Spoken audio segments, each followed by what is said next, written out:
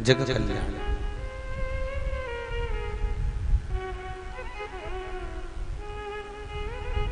और कोई कल आपको कथा में कहा था 5 कारण तुलसी बाबा ने वर्णन किए, भगवान शंकर ने मां जगज्जननी जगदम्बा को 5 कारण बताए।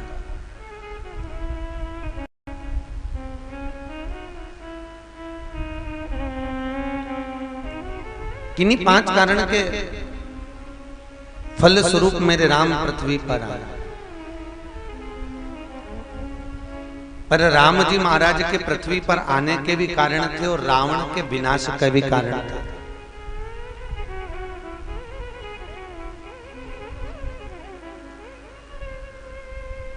रावण के भी विनाश का कारण है।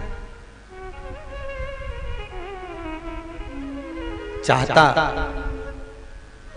बहुत अच्छा प्रश्न किसी ने किया। अच्छे प्रश्न नेटवर्क के लोग करते हैं और बहुत अच्छा प्रश्न था।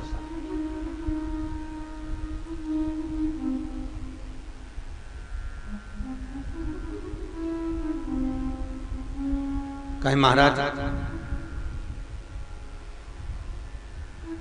राम कथा हमने बहुत सुनी है, पर उसमें एक बात हमें आज तक समझ में नहीं आई। हमने पूछा क्या भैया बोलो, क्या नहीं समझ में आई? कहा जानकी जी को, सीता जी को आद्य शक्ति कहा गया। सीता महारानी आद्य शक्ति है। सीता महारानी बहुत प्रखर पूर्ण लक्ष्मी है और माता सीता जब इतनी प्रखर है तो माता सीता फिर लंकाधिपति रावण को, जब रावण उनको लेकर जा रहा था तो सीता जी ने रावण का संहार क्यों नहीं किया? सीता तो कर सकती थी, इतनी प्रबल थी वो।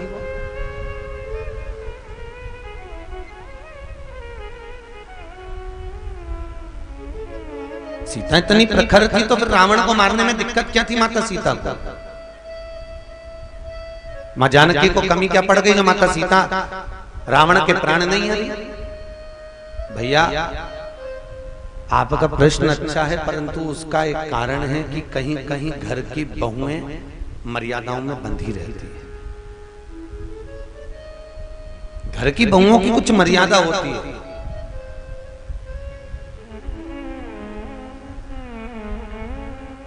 कल छत पर जो प्रश्न किया अच्छा प्रश्न था। उस प्रश्न में फिर महाराज जी मर्यादा तो जब बहू घर में रहती है तब मर्यादा रहती, पर राम जी के साथ गई तो वहां मर्यादा क्या थी? वहां तो लंकाधिपति रावण के प्राण हरने में सीता को देरी नहीं होना थी। सीता को क्षण भर की देरी नहीं होना।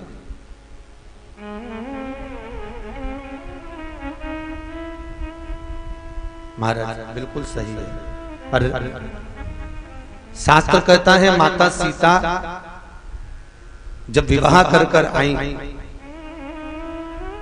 अयोध्या में, और हमारे बहुओं का एक नियम है, हमारे यहाँ की बहुएं जब पहली बार भोजन बनाती हैं अपने ससुराल में आकर तो मीठे का भोजन बनाती हैं। कुछ भी एक पकवान बहू बनाती है।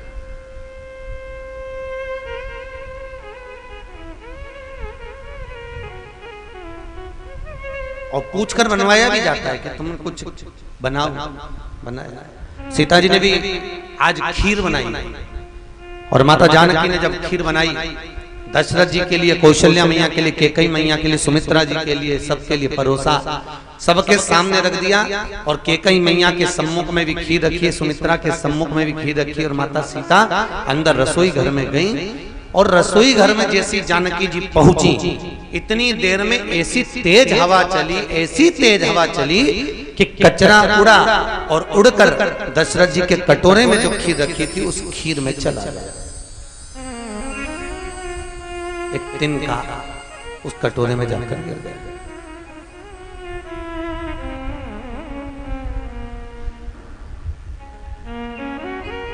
सीता जी ने रावण को क्यों नहीं मारा, उसका प्रश्न का उत्तर है ये।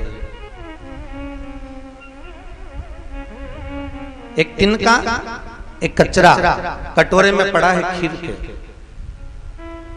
और खीर के कटोरे में जब वो कचरा पड़ा था, तिनका पड़ा था, सीता जी ने देखा मेरे ससुर के पात्र में खीर में कचरा गिर गया, और मैं नई नवीली बहू, अगर आज ससुर के मुख में कचरा देखेंगे ससुर तो क्या कहेंगे, मेरी बहू ने मुझे कचरा डाल कर दे दिया, पहली बार तो बहू ने भोजन दिया है और उसमें भी कचरा दे दिया, करूं तो करूं क्या, जाकर निकाल सकती नहीं हूं, कटोरा बदल सकती नहीं हूं, हंसी उड़ जाएगी मेरी, क्या करा जाए। सीता जी ने झरोके में से झांका, उस कटोरे में पड़े हुए तिनके को माता जानकी ने अपनी दृष्टि से देखा, ऐसा देखा कि कटोरे में पड़ा हुआ तिनका वहीं जलकर भस्म हो गया।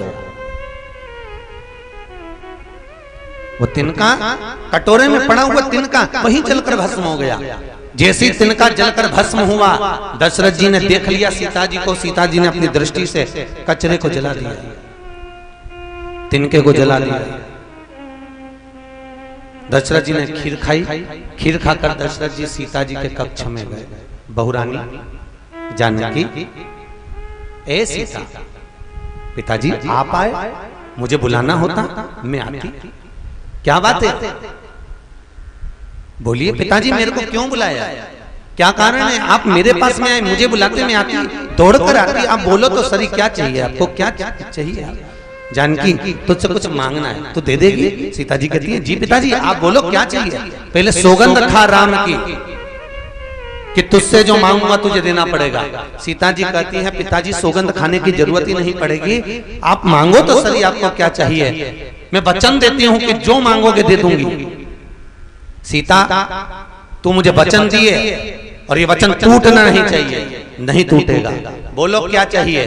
दशरथ जी कहते हैं जानकी जैसे आज तूने उस तिनके को देखा ऐसा किसी दुश्मन को भी मत देखना, बस तुझसे इतना सामान और कुछ भी नहीं चाहिए। और आपने देखा होगा जब जब रावण सीता के पास आता था सीता एक तिनका तोड़कर उसको देखती रहती थी। और तिनके को सीता इसलिए देखती थी बेटा इसी तिनके के चक्कर में बचा, नहीं तो अभी तक तो निपटा देती तेरे को, कब का, केवल इस तिनके के चक्कर में बचा, अभी तक तो मैं तेरे प्राणों को हर लिया, अभी तक तो मैं तुझे समाप्त कर देती, केवल इस तिनके के चक्कर में तू बचाओ। और ये तिनका तुझे बचा कर रखा है केवल इसके लिए तुम बचाओ। महाराज सीता चाहती तो रावण का संहार कर सकती थी, सीता चाहती तो रावण को मार सकती थी, सीता चाहती तो रावण का संहार करने में देरी नहीं लगती, सीता चाहती तो रावण का संहार करने में एक क्षण की देरी ना होती। पर केवल जो वचन दिया गया था, जो शब्द कहा गया था, जो वचन के संबोधन कहे गए थे कि मैं आपको वचन देती हूं कि जिस तिनके को देखा ऐसा दुश्मन को भी नहीं देखूंगी, इसलिए माता जानकी ने रावण का संहार नहीं करा, नहीं तो सीता तो रावण को कब का मार देती साहब, कब का मारने में देरी नहीं लगती। महाराज पतियों को परिवार में धर्म पत्नी बोलने का मौका कम देती है। आप चिंता मत करो मैं सब संभाल लूंगी, आप क्यों टेंशन लेते, मैं हूं। जानकी जी रावण का संहार करने में आतुर रहती है, जानकी जी भी रावण का संहार कर देती है, पर सीता का वचन माता जानकी ने जो वचन दिया वो निभाया है, वचन की पूर्णता है। तो महाराज राम जी के प्रकट होने के, राम जी के जन्म लेने के, राम जी के प्रागट्य के भी कुछ कारण हैं, तो रावण के संहार के भी कुछ कारण हैं। क्या रावण सीता को जबरदस्ती अपनी अर्धांगिनी नहीं बना सकता था? क्या रावण सीता को जबरदस्ती अपने भवन में नहीं रख सकता था? केवल उसका कारण इतना था कि एक बार रावण देवलोक में गया और देवलोक में जाकर मेनका को उन्होंने देखा, बड़ी सुंदर थी, रावण ने उसको अपना बनाना चाहा। जैसे ही अपना बनाना चाहा, रावण ने उसका हाथ पकड़ना चाहा। मेनका ने कह दिया मेरा हस्त मत पकड़ना, मैं तुम्हारे भाई कुबेर की बेटे नल कुबेर की धर्म पत्नी हूं और तुम मेरा हस्त कमल पकड़ रहे हो, मैं तुम्हारी बहू हूं। और बहू का हाथ अगर ससुर पकड़े ये अच्छी बात नहीं है। हो तो तुम मेरे काका ससुर, मैं कुबेर की बहू हूं, नल कुबेर की पत्नी हूं और आप मेरा हाथ पकड़ रहे हो, मान जाओ। अंत में रावण ने उस प्राण छूट। आपको पहले भी कथा में कहा, राम किसी को मारे नहीं, ऐसा है मेरा राम, अपने आप मर जाएगा करके खोटा। मेरा राम किसी को नहीं मारता। भगवान अपने ऊपर कभी नहीं लेता कि मैंने किसी का संहार करा, मैंने किसी को मारा, मैंने ऐसा किया, वो कभी नहीं। कल कथा में कहा था आपको कि मंदिर के पीछे, कहां पर, कल कथा में बताया था कि मंदिर की परिक्रमा करते समय मंदिर के पीछे अगर हम प्रणाम करते हैं तो हमारे जीवन के पुण्य, हमारे जीवन का दान, हमारे जीवन का सत्कर्म उसी समय अधर्म में बदल जाता है। उसी समय जिस समय हमने किसी मंदिर के पीछे प्रणाम करा, अगर परिक्रमा करते समय मंदिर के पीछे हम नमन करते हैं, प्रणाम करते हैं, तो हमारा सत्कर्म, हमारा दान, हमारा पुण्य, हमारा धर्म उसी समय अधर्म में परिवर्तित हो जाता है। इसलिए महाराज हिंदू धर्म के अंदर मंदिर के पीछे प्रणाम नहीं किया जाएगा, प्रणाम नहीं। कल कथा में आपको कहा था कि केवल एक ही कारण है कि हमारे विचार को, हमारी दृष्टि को, हमारी सोच को बदलने का प्रयास किया जाए। राम कथा, सारे देवताओं ने अगर भगवान राम की स्तुति करी थी तो यही प्रार्थना करी थी कि आपके द्वारा जगत का कल्याण। भगवान ने भी आश्वासन दिया था और सब अपने अपने धाम को चले गए थे। सुर समूह बिनती करी, पहुँचे निज निज धाम, जग निवास प्रभु प्रगटे, अखिल लोक विश्राम। भगवान ने सबको एक वचन देकर भेज दिया, तुम चिंता मत करो, मृत्यु लोक में जाना, पृथ्वी पर जाना और पृथ्वी पर जाकर अवतरित होना। किसी भी रूप में तुम्हारा मन पड़े, राज ऋषि बनकर, साधु बनकर, सन्यासी बनकर, तपस्वी बनकर, साधक बनकर, उपासक बनकर प्रकट हो। हम आएंगे, वचन निभाएंगे।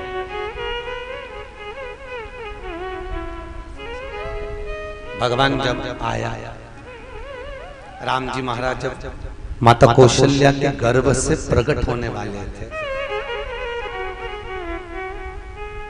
बड़ा सुंदर संवाद, बड़ी सुंदरता थी। रावण और कंस, इन दोनों के पैदा होने का क्रम बड़ा विचित्र है। अच्छा, दोनों की क्रमता भी देखो, रावण भी गुरुवार के दिन पैदा हुआ था और कंस भी गुरुवार को पैदा हुआ था।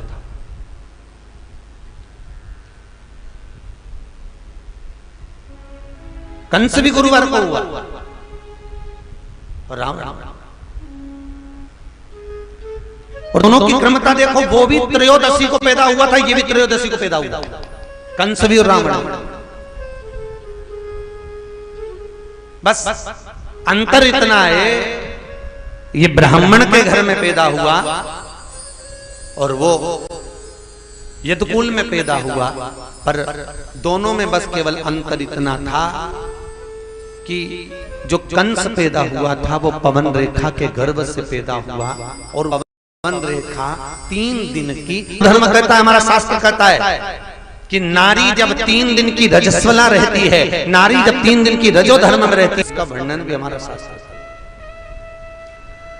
पवन रेखा 3 दिन की रजो धर्म वाली थी और रजो धर्म धारण कर कर पवन रेखा बालों को धोकर, केश को धोकर बगीचे में चली गई थी। और बगीचे में जैसे गई, एक दुर्मलिक नाम का राक्षस वहां से निकल कर जा रहा था, उसने पवन रेखा को देखा, बड़ी सुंदर लगी, और इतनी सुंदर लगी पवन रेखा, और दुर्मलिक कुंवारी अवस्था का राक्षस, कुंवारी अवस्था।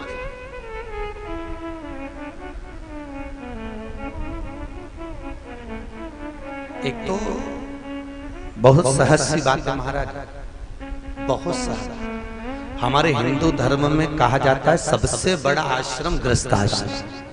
कौन सा आश्रम है? जम के बोलो जरा। गृहस्थ आश्रम। क्यों कहते हैं गृहस्थ आश्रम? क्योंकि संत बनना, साधु बनना, तपस्वी बनना, जोगी बनना, सन्यासी बनना, साधक बनना, उपासक बनना सरल है, पर एक गृहस्थी बनना कठिन है। अकेले गंगा के घाट पर बैठ के भजन करोगे तो कोई भी कर ले, तुम भी जाके कर सकते हो, अकेले बैठ के तो कोई भी कर ले। पर दिक्कत तो ये है कि परिवार में रहकर, घर में रहकर एक माला तो जप कर बताओ। थोड़ी देर माला जपोगे, जय हनुमान ज्ञान सागर, जय कबीर तुम लोग जाकर, इतने में छोरा दौड़ के आगे, मम्मी वो सामान का रखा है, 40 साल चली रही है, पापा ये कहाँ रखा है, मम्मी ये क्या हो गया, मैं पूछा ऐसा पड़ा है, मम्मी ऐसा कैसा। जरा सी देर पूजन करने बैठोगे उतनी देर में सारा काम तुमको याद आ जाएगा, उतनी देर में सब कुछ छोड़। गृहस्थाश्रम सबसे बड़ा आश्रम। संत बनना सरल, तपस्वी बनना सरल, साधक बनना सरल महाराज। तो शास्त्र कहता है विवाह कर कर मरने पर पिंड, तर्पण, तिलांजलि सब प्राप्त हो जाता है, पर कुंवारी अवस्था में मरने पर ना तो तर्पण मिलता है, न पिंड मिलता है, न तिलांजलि मिलती है। जो कुंवारी अवस्था में मर गया ना तो तर्पण है, ना तिलांजलि है, ना कुछ भाग। महाभारत का चरित्र उठाइए, कुरुक्षेत्र की भूमि को प्रसन्न करना था, शास्त्र का नियम। भगवान कृष्ण ने अर्जुन, नकुल, सहदेव, भीम, युधिष्ठिर को बुलाया और दुर्योधन को बुलाकर कहा कल ये युद्ध चालू होने वाला है, और युद्ध का नियम है जिस युद्ध की भूमि पर युद्ध होता है उस भूमि को प्रसन्न करने के लिए, चंडी को प्रसन्न करने के लिए, भूमि को प्रसन्न करने के लिए परिवार में से एक एक व्यक्ति की बलि देना पड़ती है। दोनों परिवार में से एक एक व्यक्ति की बलि जाएगी। कल देवी बलि लेने के लिए आई। अरे दुर्योधन तो खुश हो गया, प्रसन्न हो गया, हम तो 100 भाई, अगर एक मर भी गया तो 99 बचेंगे। पर दिक्कत तो इनकी है कि ये तो गिने चुने 5, और 5 में से अगर एक मर गया तो बचे कितने? मात्र 4। युधिष्ठिर को नींद नहीं आई। भगवान कृष्ण ने कहा चिंता मत करो, अर्जुन को बुलाओ। अर्जुन आया, प्रभु कृष्ण, वसुदेव, कन्हैया बोलते हैं तू चिंता मत कर, बलि देना है ना। अर्जुन याद कर, तू द्रौपदी को लेकर आया था और माता कुंती के सामने खड़ा करा था, तो माता कुंती ने क्या कहा था भोजन बनाते बनाते? 5 बांट लो। और द्रौपदी 5 पतियों की पत्नी बनी थी, तो द्रौपदी ने एक शर्त रखी थी, मैं जिस पति के साथ रहूंगी 1 वर्ष तक रहूंगी, अगर मेरे पति के कमरे में कोई दूसरा पति आ गया तो उसको 5 वर्ष के लिए वन जाना पड़ेगा। वो वन जाए। अर्जुन, तुम 5 पतियों ने वचन दिया था। द्रौपदी उस समय भीम के कक्ष में थी, एक ब्राह्मण तोड़कर आया कि मेरे बेटे को सिंह उठा कर ले गया।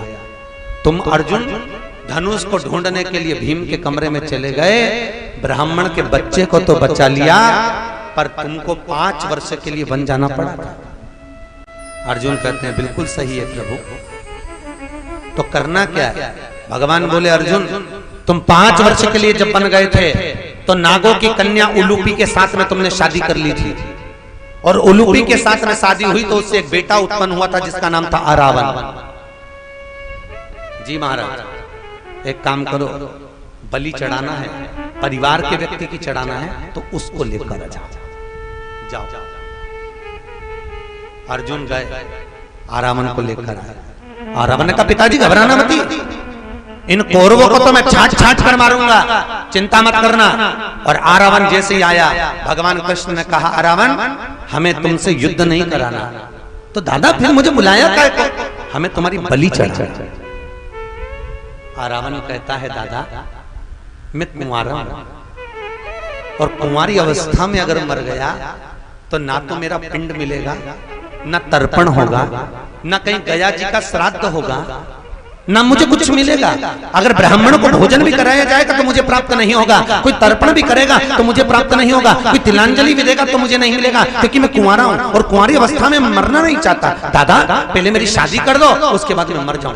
अब भगवान ने मन में सोचा, एक रात के लिए कौन अपनी छोरी भी आएगा, कल तो इसको मरना।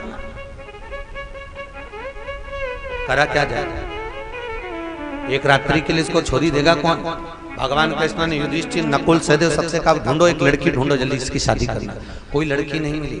भगवान कृष्ण को लगा अब करा क्या जाए। तब भगवान कृष्ण को याद आ गया कि भगवान शंकर ने भगवान ब्रह्मा को सृष्टि रचना का भार दिया था और ब्रह्मा जी से कहा था, ब्रह्मदेव सृष्टि की रचना करना तो पुरुष और स्त्री ना। तो शंकर भगवान ने अपना अर्धनारीश्वर स्वरूप का दर्शन कराया था। करें दर्शन कभी, अर्धनारीश्वर स्वरूप का दर्शन कराया था कि आधे पुरुष बना दो, आधे स्त्री बना दो। और ब्रह्मा, भगवान विष्णु और शिव चले गए। जब ब्रह्मा जी ने सृष्टि की रचना करी, आधे स्त्री बनाना थे, ब्रह्मा जी ने उनको भेला कर बना दिया, आधे पुरुष आधे स्त्री। तो पूरी पृथ्वी किन्नर की हो गई।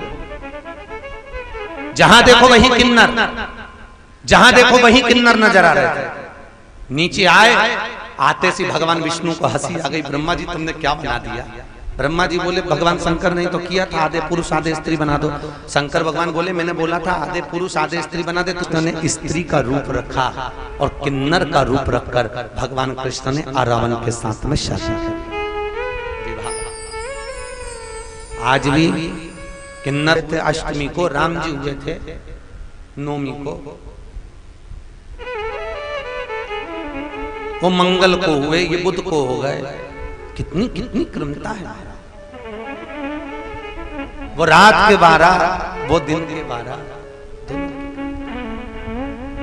महाराज जन्म का कारण नहीं। महाराज मेरे राम जी के प्रागट्य के 5 कारण हैं, तो कंस के पैदा होने के, कंस के आने के भी कुछ कारण हैं। वो कारण मूल था और कंस के हर प्रभाव का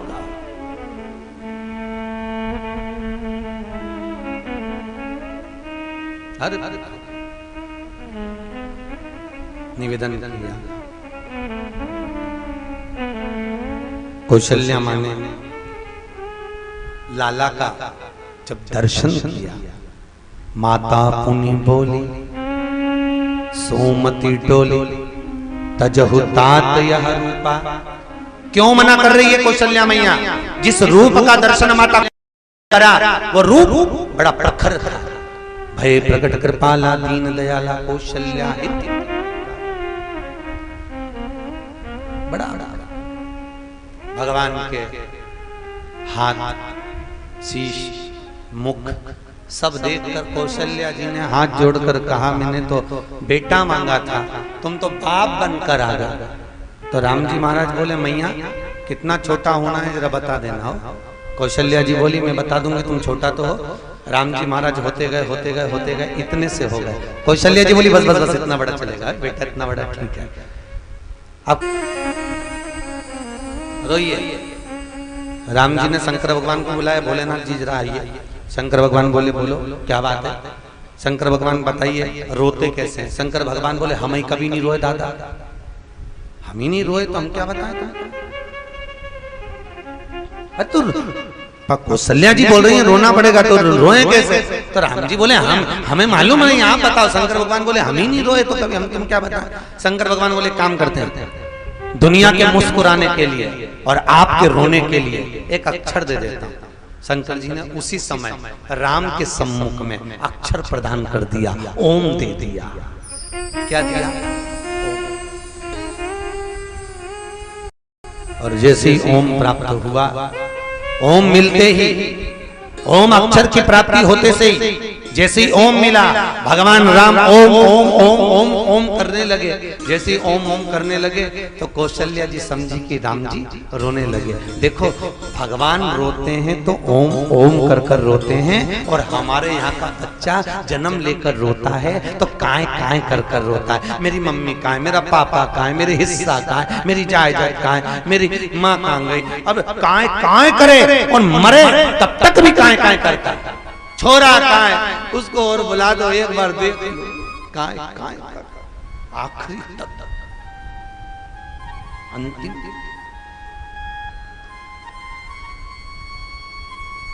आखिरी तक महाराज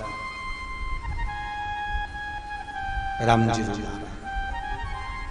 बहुत ध्यान है। राम जी रो आंखों में जल,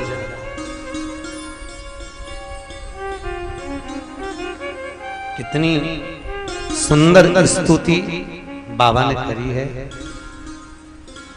कितना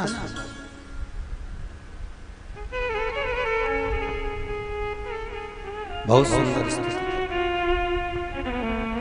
भय प्रगट कृपाला दीन दयाला कौशल्या हितकारी, हर्षित मैं तारी मुनि मन अद्भुत रूप।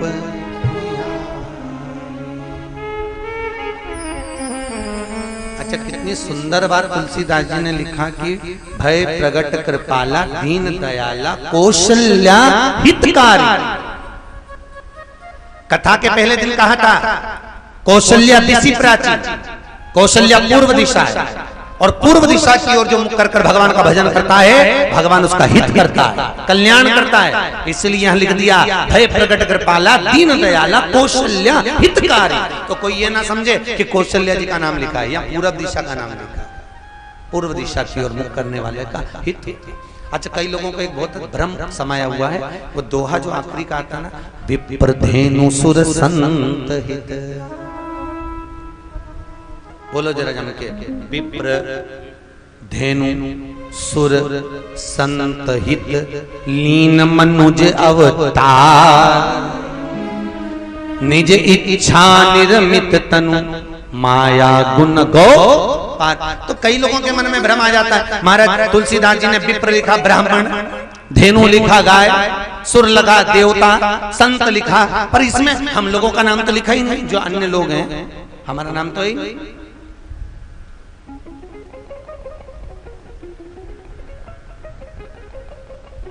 कई लोग कहते हैं हमारा नाम तो यहाँ आया ही, फिर रामायण हम क्यों पढ़े? जब राम जी महाराज प्रकट हुए तो विप्र धेनु सुर संत हित लीज मनुज अवतार, तो भगवान हमारा नाम नहीं आया। पर तुलसीदास जी ने एक सुंदर बात सबसे आगे लिखी है महाराज, सबसे आगे तुलसीदास जी लिखते हैं, जो भगवान की भक्ति में डूबा रहता है महाराज, प्रेम जब अनंत हो गया रोम रोम संत हो गया।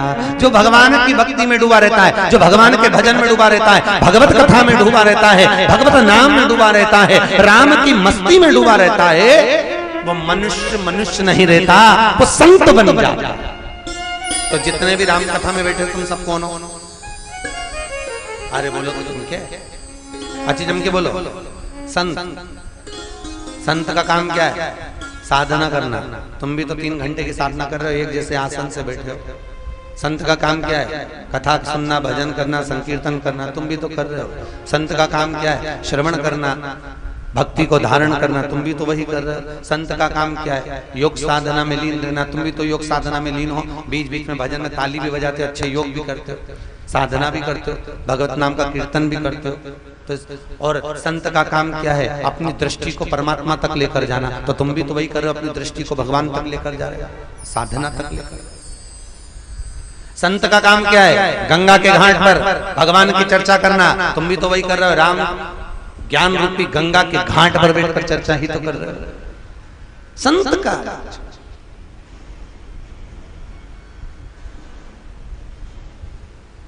संत का महाराज स्तुति कर भय प्रगट कृपाला दीन दयाला कौशल्या हितकारी हर्षित महतारी। सब गाइए भाव अद्भुत रूप विचारी घन श्यामा निज आयुध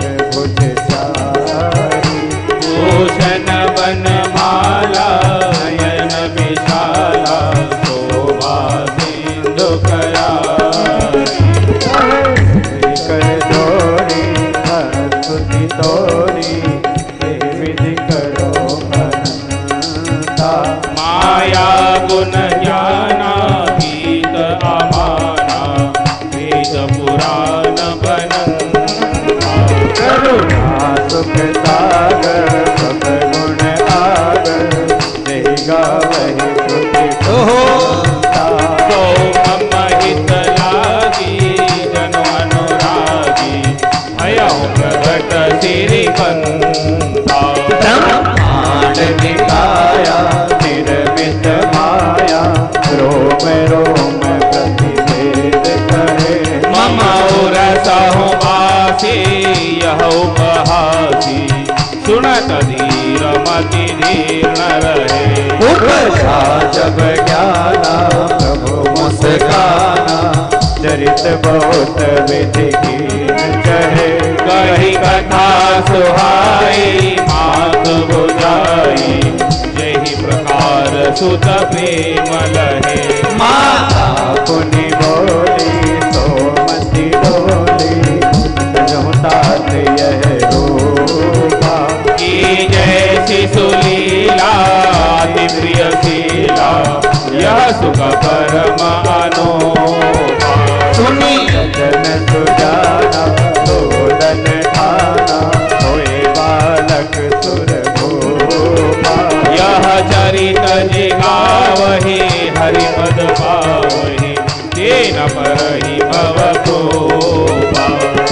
श्री राम जय राम जय जय राम, श्री राम जय राम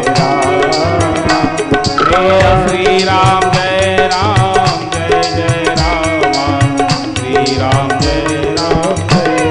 बोल रामचंद्र भगवान। भगवान राम का प्रागट्य हुआ है महाराज। देवता आनंद में डूब रहे हैं, चारों तरफ सुख ही सुख समाहित हुआ है। कौशल्या मैया ने राम जी को छोटा कर दिया, छोटा कर।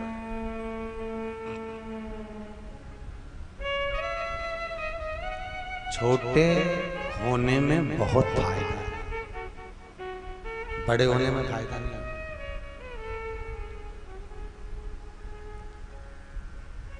बहुत छोटे भगवान से कहते रहना, भगवान हमको ज्यादा बड़ा मत करना, ज्यादा बड़ा करोगे दूर हो जाएगा। बच्चा छोटा रहता है तो माँ की गोद में दिन भर लेटा रहता है। जरा सा उसको माँ ने खिलौना पकड़ाया और वो खेलना चालू करा तो माँ उसको गोदी से नीचे उतार देती है। फिर माँ उसको नहीं, उसको गोदी से नीचे। उसी तरह हम नहीं है।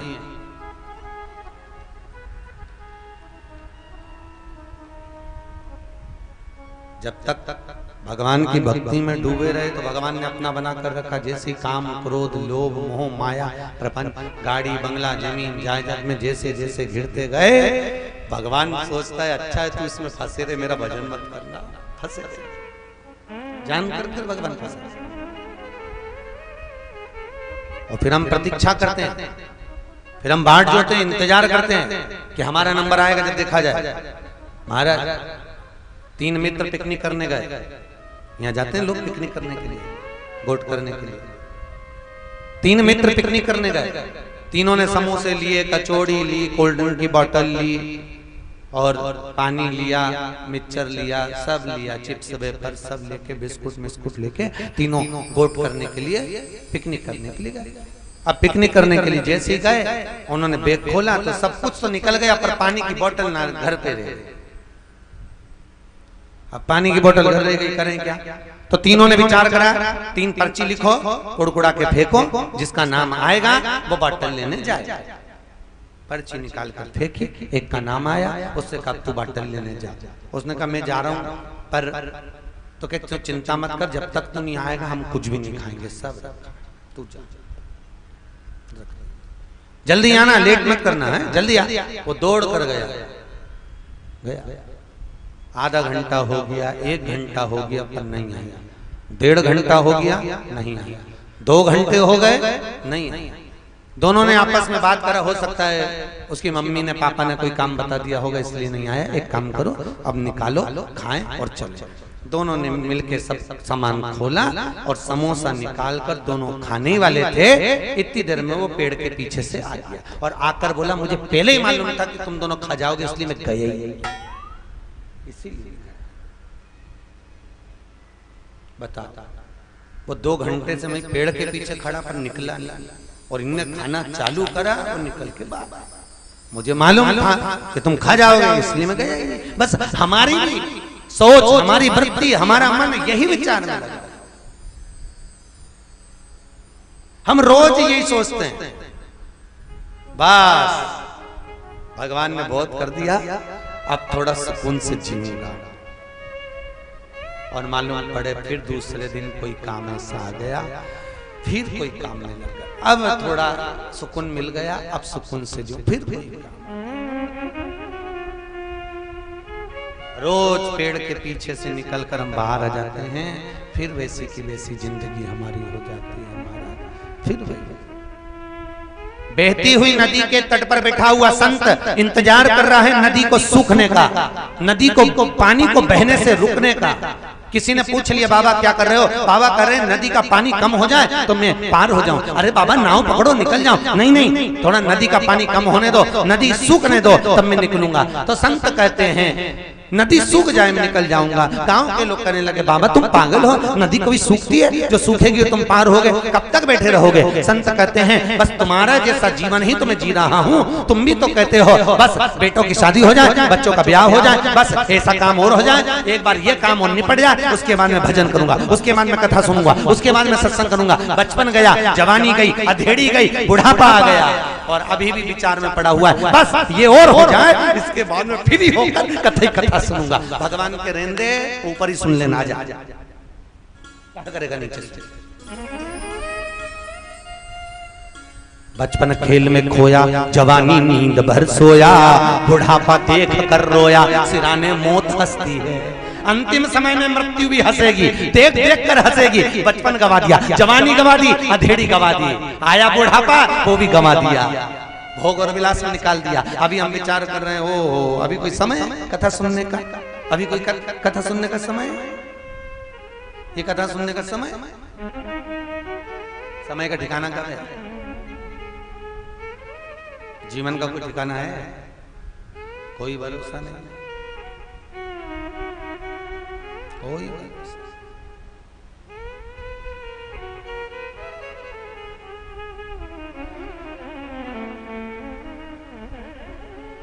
समय आएगा, जीव चल जाएगा।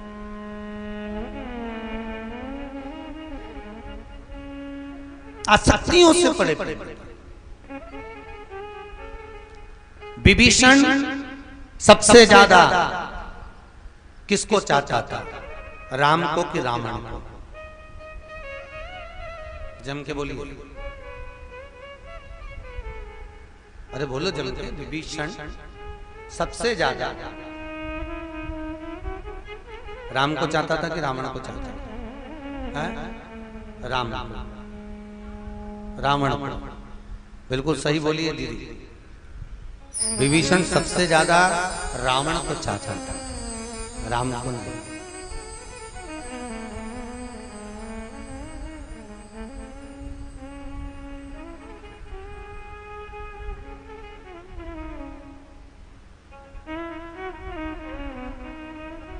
पानी बह रहा है, डंडा मारने से पानी का भाग तो विभाजन हो जाएगा, पर थोड़ी देर में जंघा पिडली झुकती है ना, अपने तत्व की ओर झुकती है। बहुत विद्वान था विभीषण, बहुत विद्वान।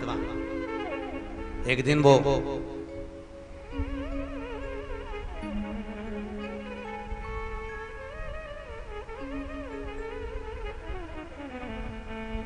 रावण की पत्रिका लेकर गुरुजी के पास गया।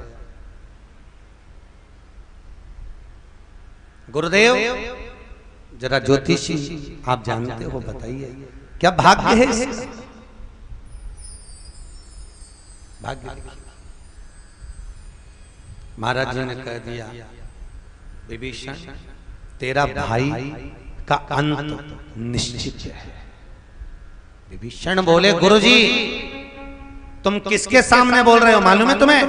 विभीषण कह रहा है, गुरुजी कहते हैं आंख मत दिखा, डरा मत, जो कहना था कह दिया, तेरे भाई की मृत्यु निश्चित है, उसकी नाभि में अमृत है। गुरुजी कहते हैं अमृत भी सूख जाएगा, तेरा भाई जरूर मरेगा। कोई उपाय कैसे मरे? इसको दशरथ का बेटा और जनक जी की बेटी, इन दोनों के कारण तेरे भाई के प्राण छूटेंगे। विभीषण ने सोचा दशरथ का पुत्र और जनक की बेटी। विभीषण ने विचार करा अगर दशरथ का पुत्र ही नहीं होगा और जनक जी की बेटी नहीं होगी तो मेरा भाई मर ही नहीं सकता। एक काम करता हूं, दशरथ और जनक को ही मरवा देता हूं। ये दोनों ही नहीं रहेंगे तो बेटा बेटी होने का क्रम ही नहीं है। विभीषण गया, अपने सिंहासन पर बैठकर सुखसारण को बुलाया। ए सुखसारण, इधर आ। सुखसारण दौड़ कर आया। असुरों का साम्राज्य अधिपत्य रखने वाला सुखसारण, जो किसी भी रूप को रख लेता था, कहीं पर भी प्रवेश कर जाता था, वो सुखसारण कहीं पर भी जा सकता था, किसी भी रूप में जाकर किसी का भी संहार कर सकता था। वो सुखसारण को बुलाया गया, जो असुरों में भी असुर था, प्रवृत्ति का प्रखर असुर था। सुखसारण को बुलाया, इधर आ। सुखसारण आया। बोलो विभीषण। बोलिए महाराज। विभीषण ने कहा जाओ, दशरथ और जनक के प्राणों को हर लो। दशरथ नहीं रहेंगे तो बेटा नहीं होगा, जनक नहीं रहेंगे तो बेटी नहीं होगी। जाइए प्राण हो। अब सुखसारण जाता, उससे पहले दशरथ जी के गुरु जी ने दशरथ जी को बुलाया और जनक जी के गुरु ने जनक को बुलाकर कहा कि तुम्हारी ग्रह दशा ठीक नहीं चल रही है। कभी कभी हम नहीं भी सोचते हैं तो किसी गुरु का आगमन हमारे जीवन में हो जाता है और वो गुरु मार्ग बताकर चले जाता है तो व्यक्ति उस मार्ग पर चलकर सुलभ हो जाता है।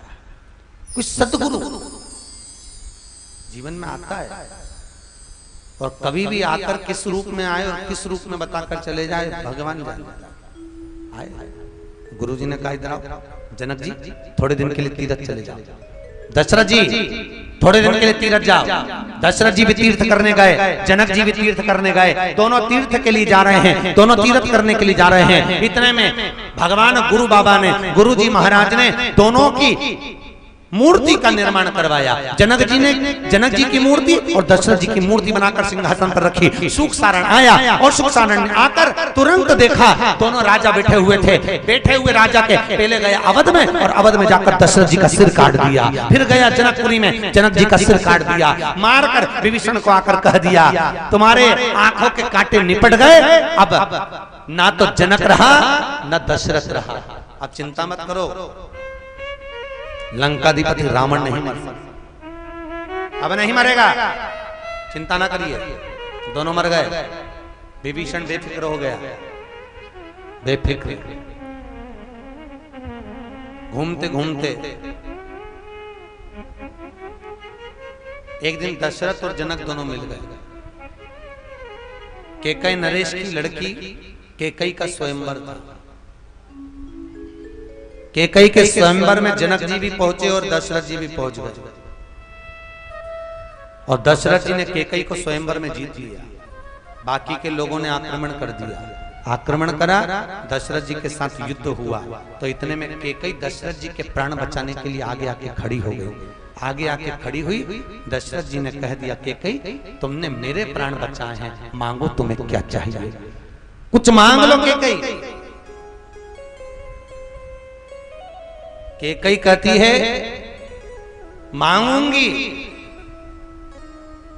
जरूर मांगूंगी, पर समय आने दो तब मांगूंगी। दशरथ जी ने कहा मेरे वचन तुम्हारे पास में धरोहर में रहे, मेरे वचन धरोहर में है कैकई तुम्हारे पास में। कैकई के पिता मंगल ने इन दोनों को विदा कर दिया, भेज दिया। गए, जब वापिस पहुंचे, पहुंचने के बाद विभीषण को यह मालूम पड़ा कि जनक भी जीवित है और दशरथ जी भी जीवित है। जनक और दशरथ दोनों जीवित हैं। मालूम पड़ गया विभीषण को। तो विभीषण ने सोच लिया अब मेरे भाई का अंत निश्चित हो गया, अब करना क्या है, तो एक काम करता हूं, अब भाई की ओर नहीं रहता, अब पार्टी बदल देता हूं। दुनिया के लोग पार्टी बदलने में तुरंत तैयार रहते हैं, इसमें थे जो जीता हम उसमें चले गए, अब हम उसकी तुरंत। विभीषण अब तुलसी का पौधा लगा लिया, संतों के सानिध्य में रहा, सब कुछ है, सब कुछ। पर शास्त्र कहता है सबसे ज्यादा विभीषण अगर प्रेम करता था तो अपने भाई लंकाधिपति रावण से करता।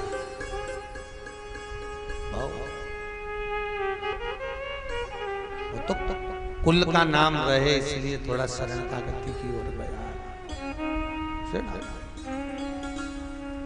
महाराज अभी माता कौशल्या राम जी को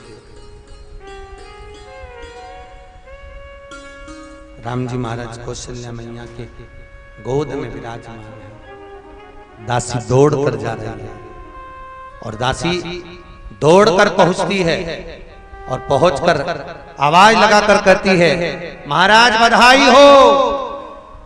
जैसे दशरथ जी के कानों में शब्द गया बधाई का, दशरथ जी ने पूछ लिया क्या बात। महाराज माता कौशल्या जी के गर्भ से एक पुत्र का जन्म हुआ है।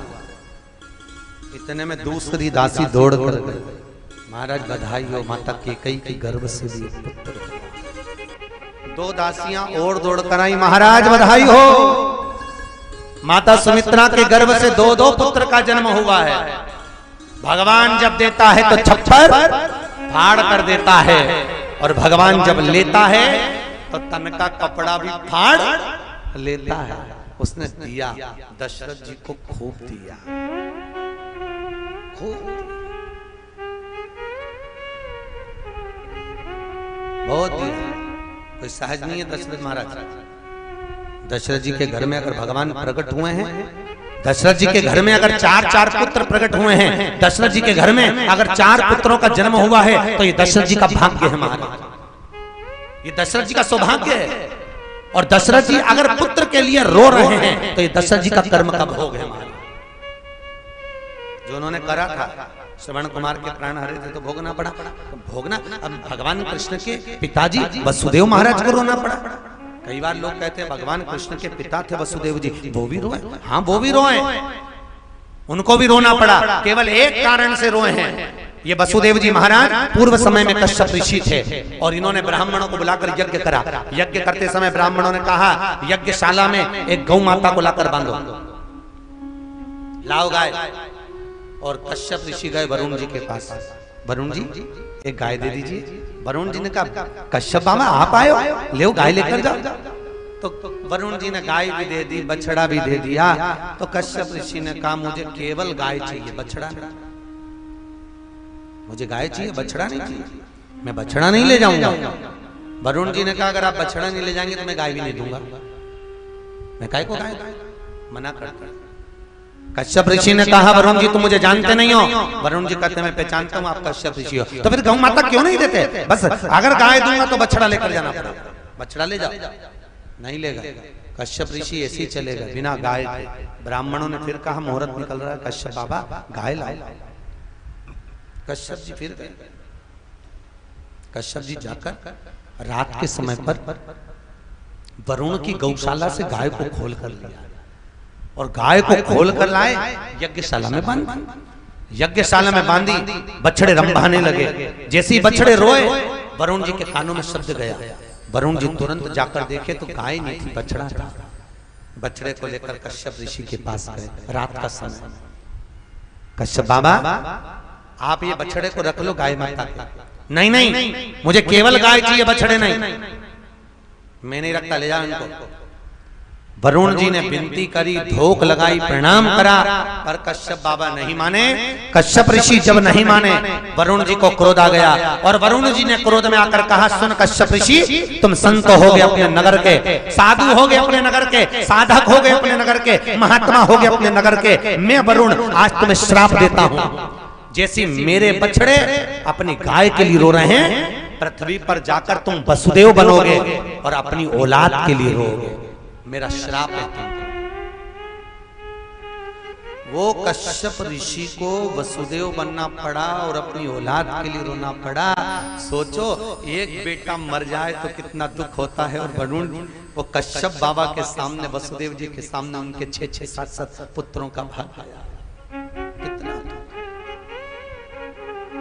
कितना दुख। इसलिए फिर निवेदन है, मत बुरे कर्म कर बंदे, वरना पछताएगा। भगवान की आंखों से तू बच नहीं पाएगा, तू बच नहीं पाएगा। बहुत कठिन है, बहुत कठिन। आपको परसों के दिन कथा में कहा था, क्रीम से 2-3 दिन चेहरा चमका सकते हो, केवल 2-3 दिन के चेहरा चमक सकता क्रीम से, पर कर्म से बुढ़ापे तक भी चेहरे पर चमक रहती। अगर अच्छा कर्म किया है तो चमकेगा। अच्छा कर्म कर,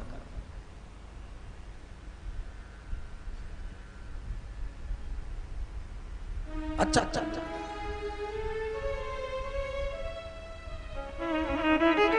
कर्म अच्छा होना चाहिए महाराज।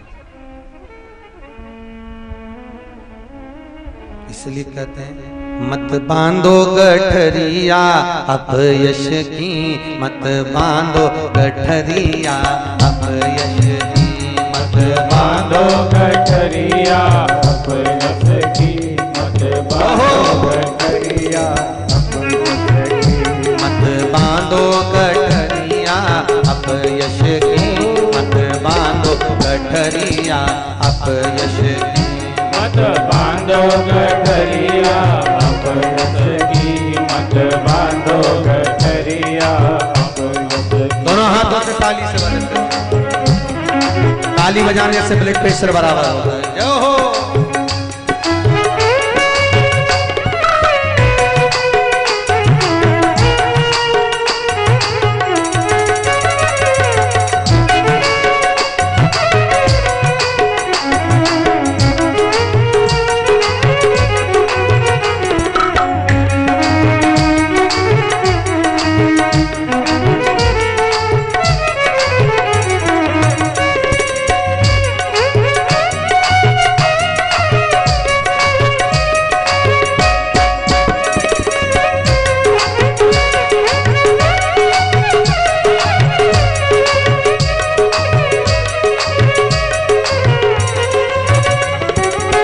जोर जवानी ढलक जाएगी, जोर जवानी ढलक जाएगी, जोर जवानी ढलक जाएगी, जोर जवानी ढलक जाएगी। मत बांधो गठरिया अपयश की, मत बांधो गठरिया अपयश की, मत बांधो गठरिया अपयश की, मत बांधो गठरिया अपयश की। ओ मत बांधो गठरिया अपयश की, मत बांधो गठरिया अपयश की, मत बांधो गठरिया अपयश की, मत बांधो गठरिया अपयश की।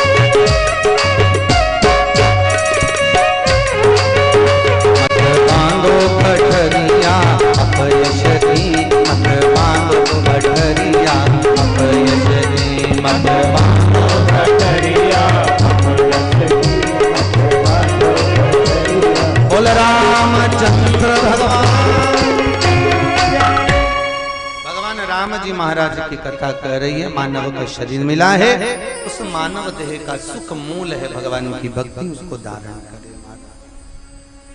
दशरथ जी महाराज को आज सबसे ज्यादा सुख का अनुभव हुआ। चौथी अवस्था में राम, दशरथ जी की उम्र 60 वर्ष की थी तब राम आए थे। नंद बाबा की उम्र 60 की थी तब कृष्ण आए थे। कदर्म बाबा की उम्र 60 की थी तब कपिल देव आए थे। आंत्र ऋषि की उम्र 60 की थी तब दत्तात्रेय आए थे। 60 वर्ष की अवस्था हुई तो दशरथ जी ने राम को प्राप्त करा। 60 की अवस्था हुई तो नंद बाबा ने कृष्ण को प्राप्त करा। 60 की अवस्था हुई तो कदर्म ऋषि ने कपिल देव को प्राप्त करा। 60 की अवस्था हुई तो आंत्री बाबा ने दत्तात्रेय को प्रकट करा। शास्त्र कहता है 60 की जब उम्र आती है तो गवर्नमेंट भी रिटायर कर देती, घर जाओ। 60 की उम्र में दशरथ जी क्या राम आए थे, अर्थात 60 वर्ष की जब आयु आती है तो गवर्नमेंट भी कह देती अभी तक तुमने परिवार के लिए बहुत कर लिया, खूब नौकरी करी, खूब कमाया, बच्चों का ब्याह शादी सब कर दिया, अब 60 के हो गए हो, रिटायरमेंट हो गया है। इसलिए रिटायरमेंट के समय खूब ढोलक मंजीरा, खूब माला माला पिना के, वो तो यहाँ पर नहीं देते, हमारे यहाँ तो एमपी में अगर कोई रिटायर होते हैं तो उनके गौमुखी माला भी दी जाती है कि अब जाओ जपो, जाइए भजन करो।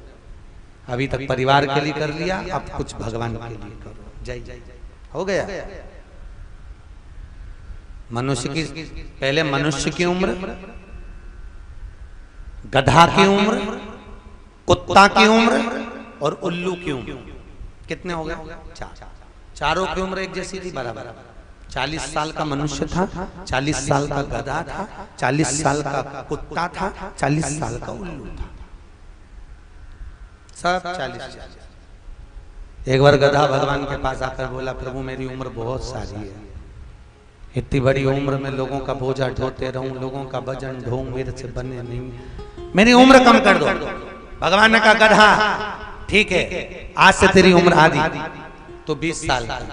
थोड़ी देर बाद में मनुष्य आ गया। मनुष्य ने आकर कहा, नारायण मेरा 40 में क्या होगा? भगवान ने कहा तो क्या करूं, थोड़ी उम्र बढ़ा दो। भगवान ने कहा गधे की बच्ची है कि चल ले चल। कितने का हो गया? अरे बोले जम के कितने का हुआ? 60 का। थोड़ी देर बाद कुत्ता आया और कुत्ते ने आकर कहा, नारायण। भगवान ने कहा क्या हो गया? महाराज 40 साल की उम्र दे दी, लोगों के दरवाजे पर बैठे रहूं, झूठन चाटते रहूं, दरवाजे पर भोंकता रहूं, दरवाजे पर पड़ा रहूं, चौकीदारी करता रहूं, मेरे बस की नहीं, मेरी उम्र कम कर दो। भगवान ने कहा ठीक है कुत्ता, आज से तू 20 साल का। थोड़ी देर बाद मनुष्य फिर आ गया, क्योंकि मनुष्य का मन और मसान कभी नहीं भरा था। मनुष्य फिर आया, महाराज 60 में क्या होगा? भगवान ने कहा कुत्ता की बची है कि चलेगी, ले जा। कितने का हो गया? अरे बोलो जम के 80 का।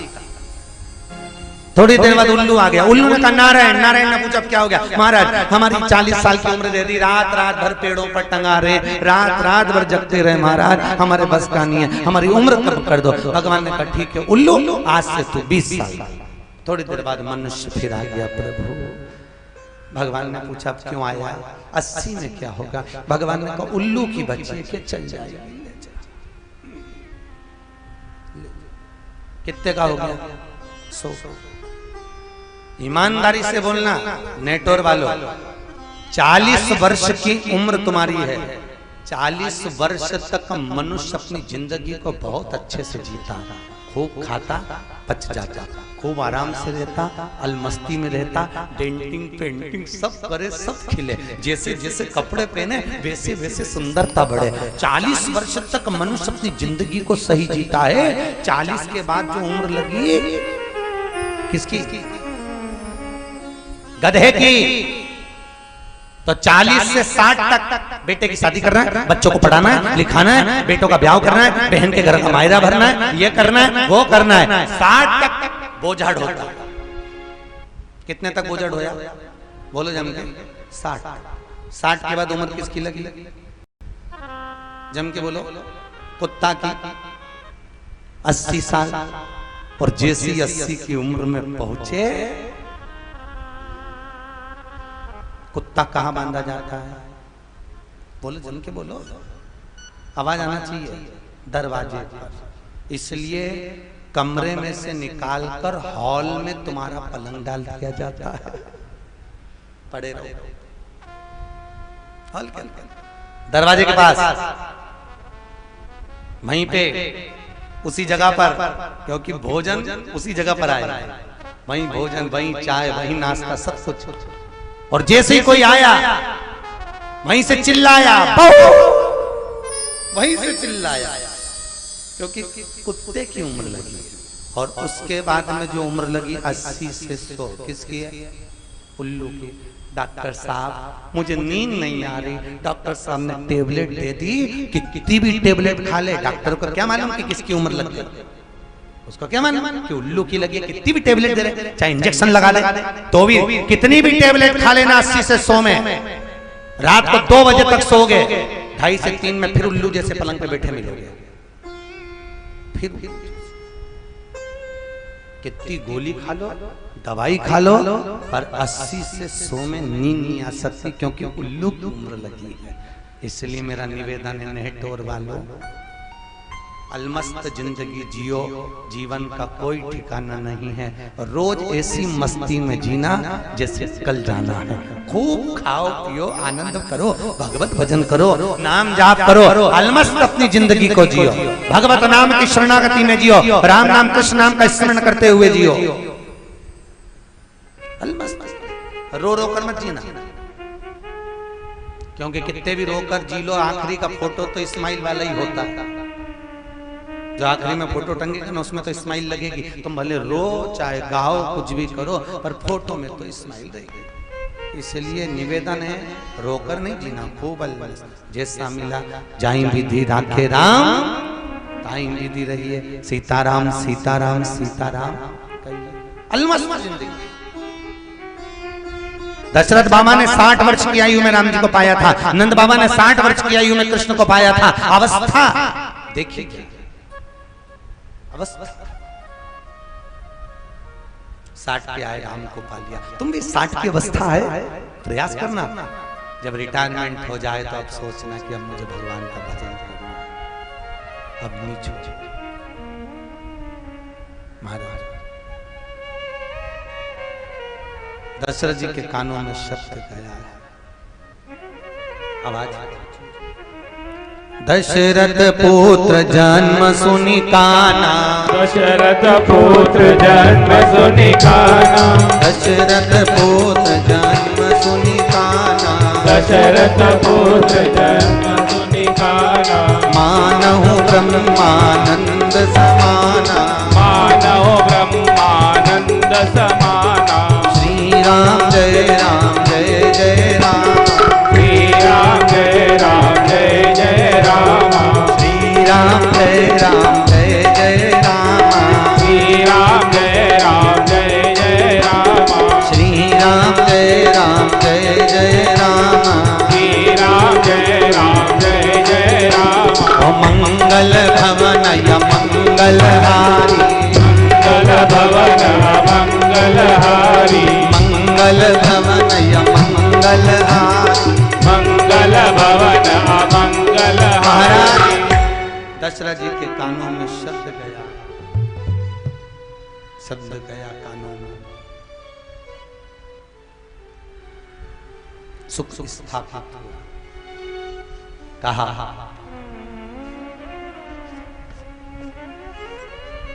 बुलाया, जाओ जाकर कहो बाजे बजवाएंगे। भगवान आज चौथी अवस्था में राम आए, चौथी अवस्था। राम को प्राप्त करने की कोई उम्र नहीं है, कोई उम्र नहीं, भगवान के प्राप्ति की कोई उम्र नहीं।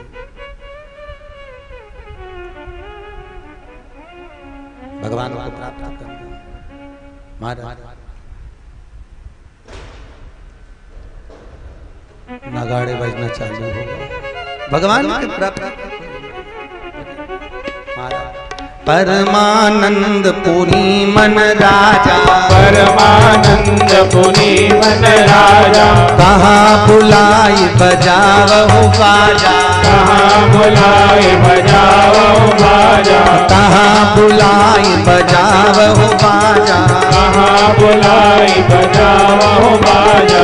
मंगल भवन य मंगल हारी, मंगल भवन मंगलहारी, श्री राम जय रामा, श्री राम जय जय ओ श्री राम जय रामा, श्री राम जय जय राम। महाराज बुलाए बैंड बाजे बजवाए, खूब धूम धड़ाके होने लगे। राम जी महाराज का प्रागट्य हुआ है।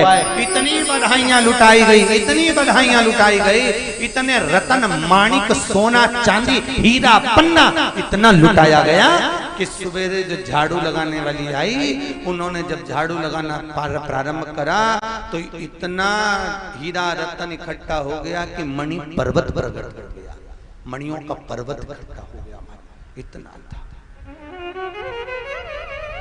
नंद बाबा ने क्या लुटाए थे जब भगवान कृष्ण हुए तो नंद बाबा ने क्या दिए थे? गौ माता। और दशरथ जी ने क्या दिया? माणिक मोती, जिसके पास जो था वो दिया।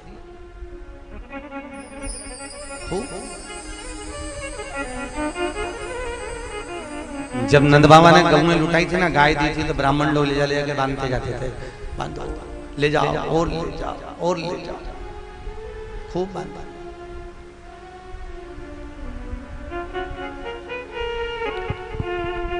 एक आश्चर्य की बात यह होती है कि दशरथ जी के राज्य में इतना माणिक का पर्वत इकट्ठा हो गया था, तो लोग क्या अपने घर में नहीं ले गए थे?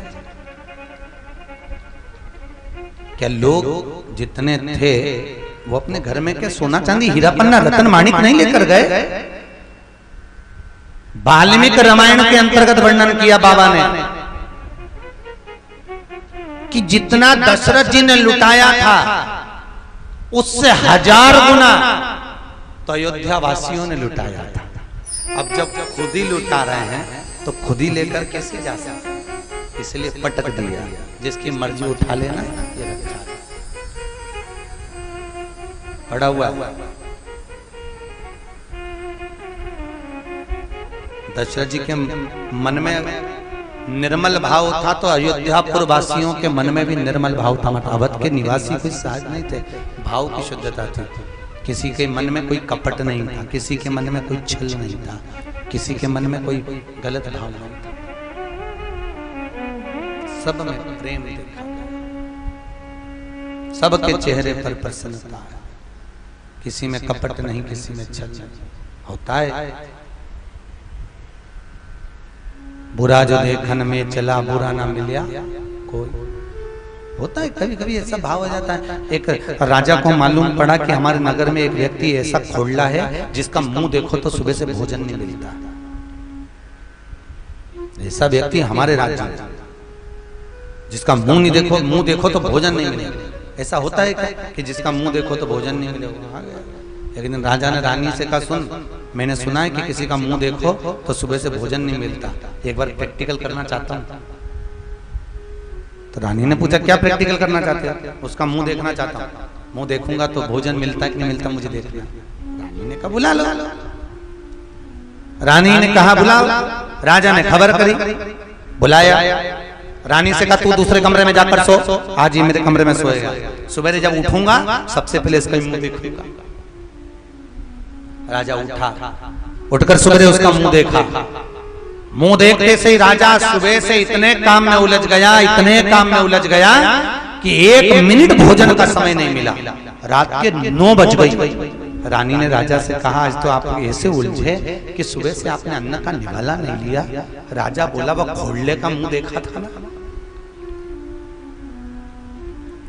वह खोलने का मुंह देखा, इसलिए अन्न का निवाला नहीं मिला। राजा को क्रोध आया, भोजन बाद में करूंगा, सिंहासन पर बैठा, बुलाओ उस खोलने को, और खोलने को बुलाओ उधर। उसका मुंह देखा है तो मुझे खाना नहीं मिला, ऐसा खोलना मेरे नगर में नहीं रह सकता, बुलाओ उसको। बुलाया गया। बोलिए महाराज। राजा ने कहा, तुझे फांसी की सजा मिलती है, मृत्यु दंड दिया जाता है तो मरेगा भी। तैयारी करो फांसी की। इसका मृत्यु दंड दिया जाता, फांसी की तैयारी। और मृत्यु दंड की जैसी तैयारी, सामने सूली लगी हुई थी, राजा खड़ा था, ये इतनी तेज हंसा, इतनी तेज हंसा, तो राजा ने पूछा क्यों रे, तेरे को फांसी की सजा हो रही है, तू क्यों हंस रहा है?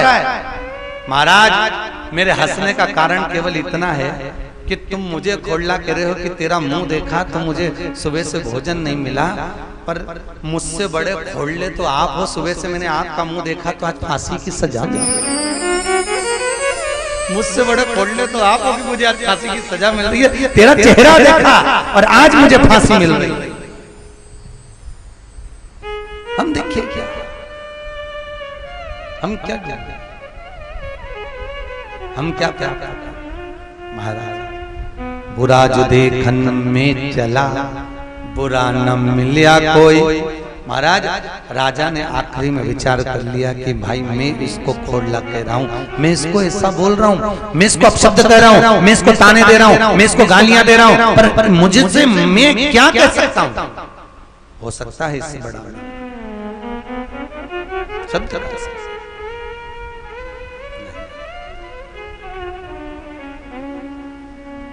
दशरथ जी ने आज सुख पाया, अवधपुर के निवासी समानंद कर रहे हैं, पूरी अयोध्या जानने में ढूंढी हुई है, किसी के मन में कपट नहीं, छल नहीं, प्रपंच नहीं, सबके मन में भाव है,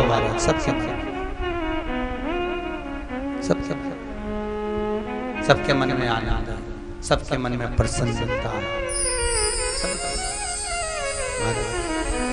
नंदी सुख सराध करी जात कर्म सब की, हिरक धेनु बसन मणि नृप विप्रन कहा।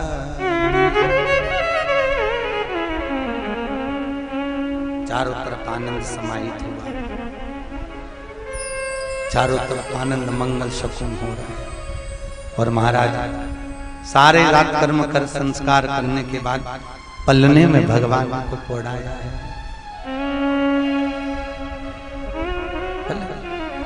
चारों तरफ सुख आनंदित होने लगा। छिम छिम बरसे अमृत धार, लिया राम ने अवतार, अवध नगरी में बाजी हैं खुशियाँ अपार। छिम छिम बरसे अमृत धार, लिया राम ने अवतार, अवध नगरी में बाजे हैं खुशियाँ अपार। छिम छिम बरसे अमृत धार, लिया राम ने अवतार, अवध नगरी में बाजे हैं खुशियाँ अपार। दोनों हाथों से बधाई गाई है, राम के जन्म की बधाई। राम ने अवतार, अवध नगरी में बाजे हैं खुशियाँ अपार।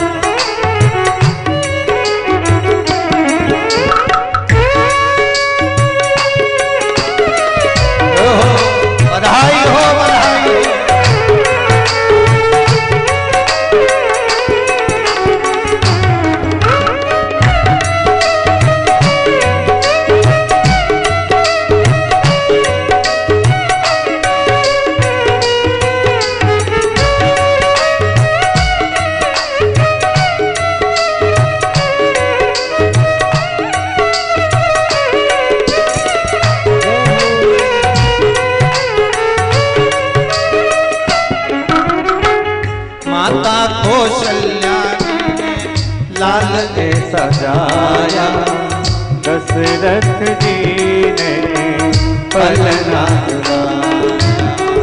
माता कौशल्या जी ने लाल ने सजाया दशरथ जी ने पलना झुलाए।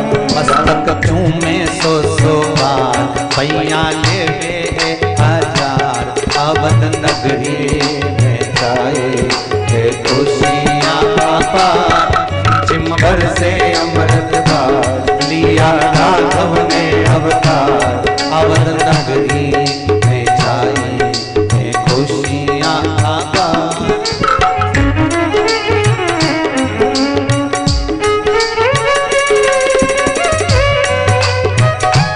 बधाई हो राम जी के जन्म की बधाई।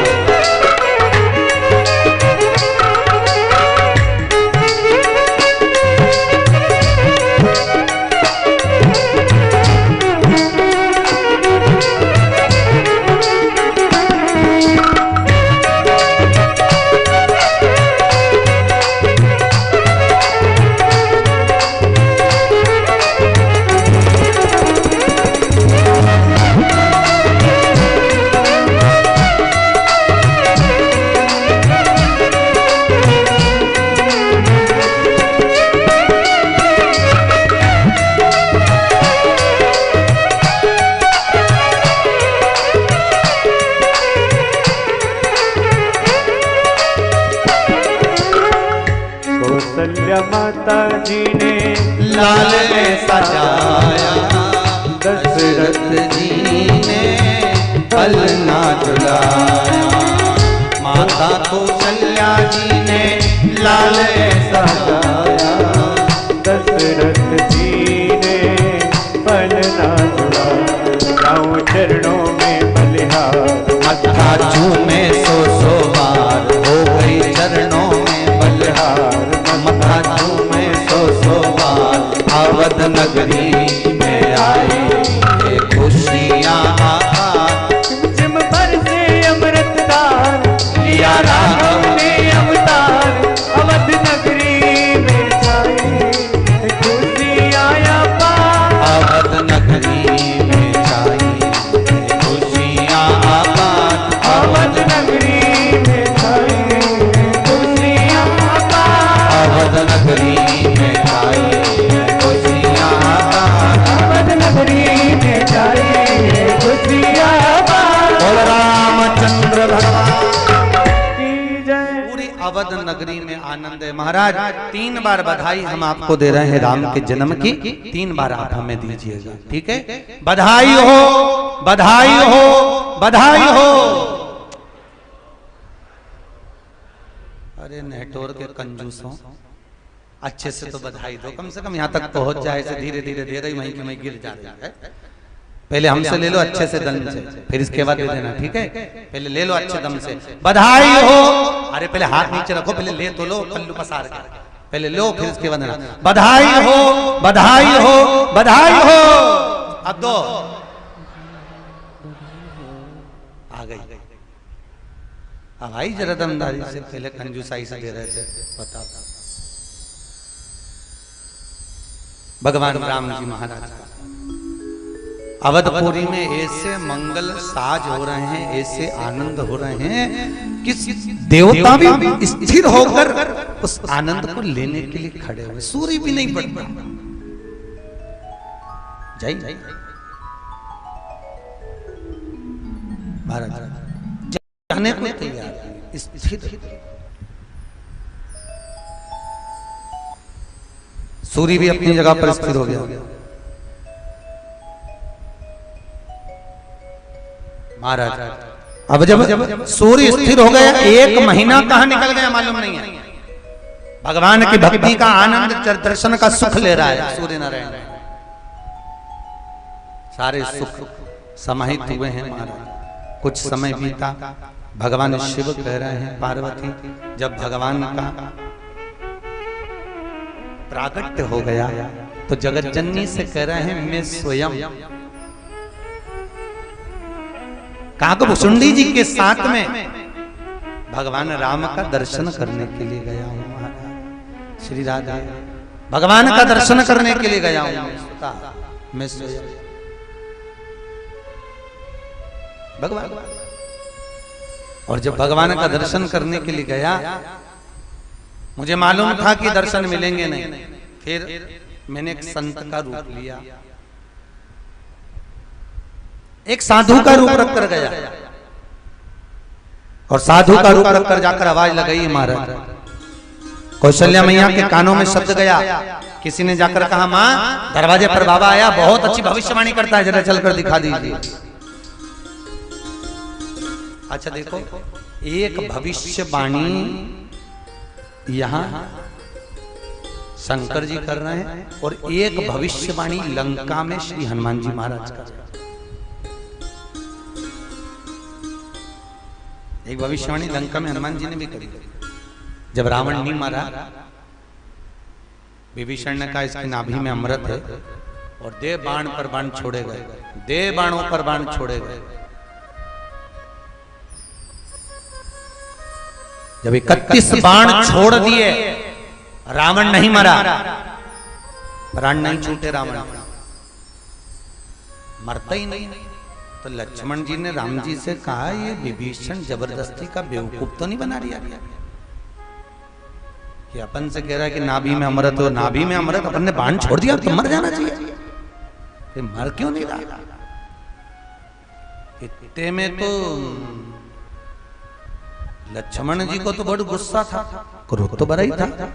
होता है एक भाई नरम होता है तो एक भाई गरम होता है। ये जोड़ी जितनी भी बनाते हैं ना, अभी आप आगे देखेंगे राम लक्ष्मण भरत शत्रुघ्न की जोड़ी बनी, राम के साथ लक्ष्मण, भरत के साथ शत्रुघ्न। ये जोड़ी हमेशा जो बनती है, गुरु जो बनाता है सोच समझ के बनाता है।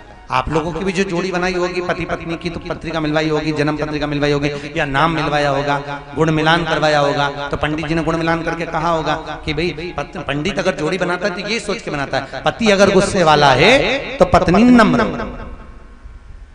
और पत्नी अगर गुस्से वाली हो तो पति नम्र। वैसे तो पति बेचारा हमेशा नम्र रहता ही है, वैसे तो नम्र ही रहता है, पर उसके बाद भी जब जोड़ी बनाते हैं तो ये सोच के। लक्ष्मण जी पहुंचे विभीषण के पास में, विभीषण से कहा इधर इधर। विभीषण बोला बोलो महाराज, हाथ जोड़ के, क्योंकि आफत गले पड़ी, मरी नहीं रिया रावण, करें क्या? ये मर क्यों नहीं रहा? विभीषण बोले अमृत में, नाभि में अमृत है तो मारी। तो 31 बाण छोड़ दिए तो भी नहीं मरा, फिर जिंदा हो जाता, फिर उठ के बैठ जाता। सही बता दे विभीषण। विभीषण बोले बाप की सौगंध खाऊं, मेरे को तो जो मालूम था वो बताया है, जो मुझे मालूम था मैंने बताया। इतने में हनुमान जी महाराज समझ गए जरूर कोई बात है, अमृत तो कब का सूख गया, पर ये मरता नहीं है। तो यहाँ अयोध्या में शंकर जी ज्योतिषी कर रहे हैं, रावण के मरते समय हनुमान ज्योतिषी करने पहुंचे थे लंका के अंदर। यहाँ तो विभीषण के कहने पर बाण छोड़े जा रहे थे, उधर हनुमान जी लंका में प्रवेश करके साधु बनकर, संत बनकर जाते से सबका हाथ देखकर बताने लगे, भविष्य बताने लगे, भाग्य बताने लगे। इतने में खबर पहुंच गई मंदोदरी के पास। मंदोदरी दौड़कर आई, बाबा मेरा भी भाग्य बता दो। बाबा ने कहा मंदोदरी तेरा पति मरने के लिए खड़ा है, अंतिम पड़ाव पर, प्राण छूटने वाले हैं, पर मंदोदरी उसको बचाने वाली केवल तू ही है। इतने में मंदोदरी बोली बाबा बिल्कुल सत्य बोले हो, अगर रावण को बचा रखी हूं तो मैं बचा रखी हूं। मंदोदरी तेरे पास ऐसी चीज है कि तू रावण को मरने नहीं दे सकती। इतने में मंदोदरी बोली बाबा बिल्कुल सत्य कहा, रावण ने तप किया था, ब्रह्मा जी से वर मांगा था मैं मरूं नहीं, तो ब्रह्मा जी ने कहा पृथ्वी पर जन्मे हो तो मरना तो पड़ेगा। तो रावण ने कहा था मेरी नाभि में अमृत भर दो, नाभि में अमृत दे दिया, इस अमृत को बाण लगेगा तब तुम मरेगा। पर रावण को लगा तो बाण तो अमृत पे लग जाएगा और मैं मर जाऊंगा। रावण बड़ा विद्वान था, उसने ब्रह्मा जी से कहा मुझे ऐसा बाण दो, वही बाण जब मेरी नाभि में लगे तभी मैं मरूं, उससे पहले ना मरूं। मंदोदरी बोली, बाबा आपने बिल्कुल सही कहा, मेरे पास में एक बाण ऐसा है जो रावण ने लाकर दिया था। मैंने अपने पलंग के जिस कमरे में हम सोते हैं उस कमरे के खंबे में उस बाण को दीवार में चुनवा दिया। अब तो हनुमान कूद पड़े कमरे के अंदर, तोड़ा उस खंबे को, बाण को निकाला, राम जी को दिया, राम ने साधा, रावण को लगा और रावण मरा। नहीं तो कितने ही बाण राम जी चला लेते, रावण मरने वाला नहीं था हमारा। कितने ही चला, कितने ही चला के देख ले, हजार चला, सोना मरे। कठिन राधे, बहुत कठिन है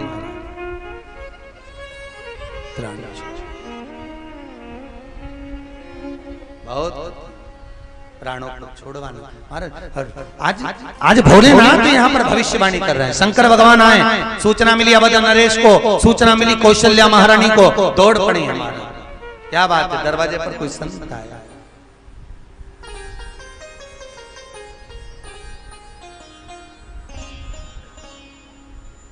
अवध नगरी में आज एक बूढ़े बाबा पधारे हैं, बड़े सुंदर ज्योतिषी हैं, सुंदर भाग्य बताते हैं। बाबा के पास में दौड़ी, महाराज कुछ कृपा करिए, मेरे बेटे ने जन्म लिया है, 60 वर्ष की आयु में हुआ है, आप बता दीजिए, आप कुछ कृपा करो। देखिए शंकर भगवान बोले, जरा बेटे को दिखाओ। जो बच्चे को देखा, राम खिलखिलाकर हंसने लगे, खूब हंसे, पलने में राम हंस रहे हैं। शंकर भगवान हाथ जोड़कर बोले, प्रभु हंसो तो सरी, पर मेरी पोल मत खोल देना। बढ़िया, जब ये पोल खुलती है तो बड़ी आपत्ति। एक बार भगवान कृष्ण वृंदावन में गए थे रास करने के लिए, पार्वती से बोले थे, ए पार्वती मुझे भी रास करने जाना है। पार्वती जी बोली, तुम पुरुष में स्त्री, ब्रजमंडल में सारी स्त्रियां हैं, केवल एक ही पुरुष है कृष्ण, और तुम जाओगे तो ये क्या होगा? नहीं नहीं मुझे तो तैयार। पार्वती बोली, लोग क्या कहेंगे? पार्वती, दुनिया कुछ भी कहे, पर तू मेरे को समझा,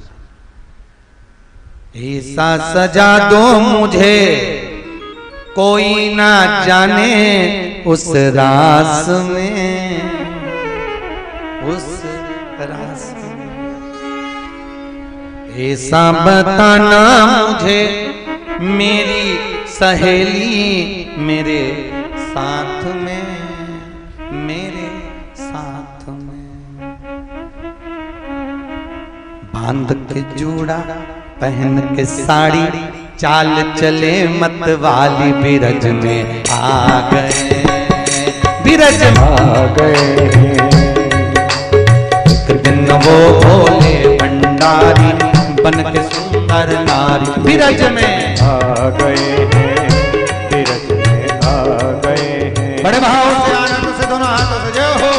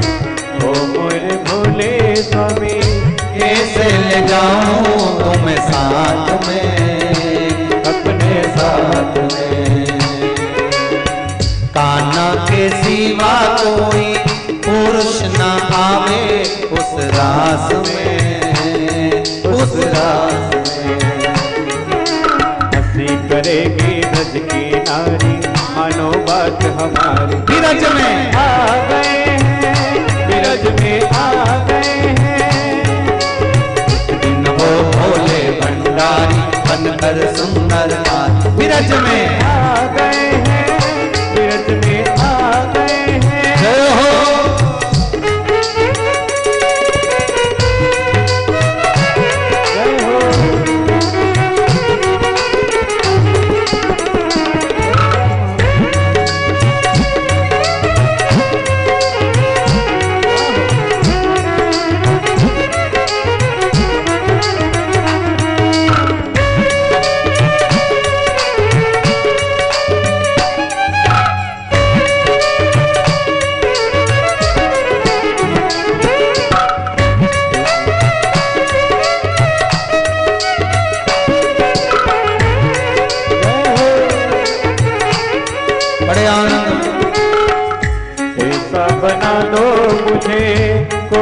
न जाने इस राज को, उस राज को।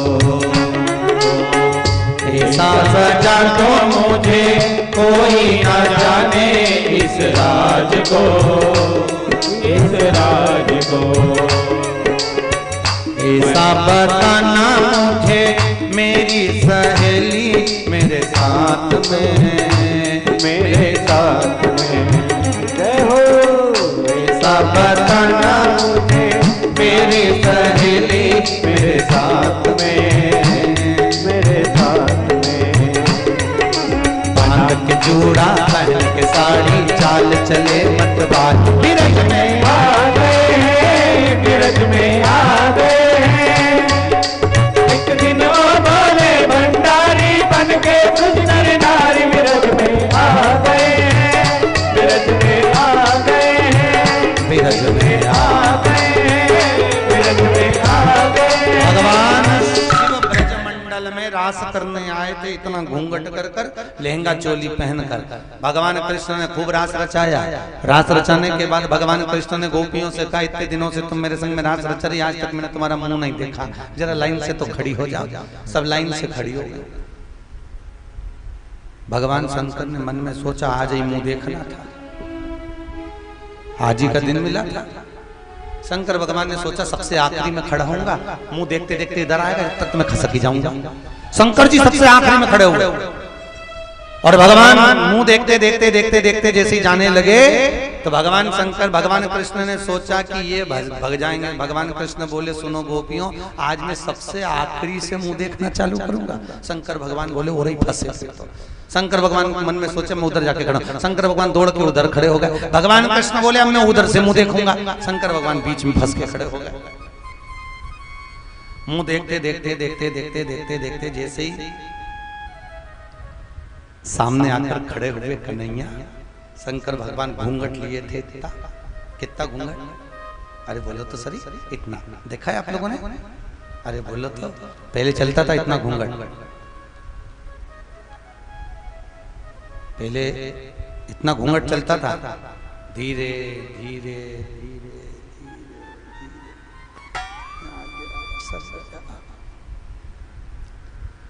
अब तो बहुएं इतना घूंघट केवल 2 बार लेती हैं। एक बार ब्याह कर कर आती है, तब सोने की रकम मिलती है, मुंह दिखाई, इसलिए तब इतना घूंघट रहता है। और दूसरी बार इतना घूंघट बहुएं जब लेती हैं, जब घर में बुढ़ा बुढ़ी मरता है, डोकरा डोकरी मरते, तब क्यों? क्योंकि आंख में आंसू तो एक भी नहीं आता, बट डिजाइन में अंदर से चिल्लाती रहती है, आंसू आंसू।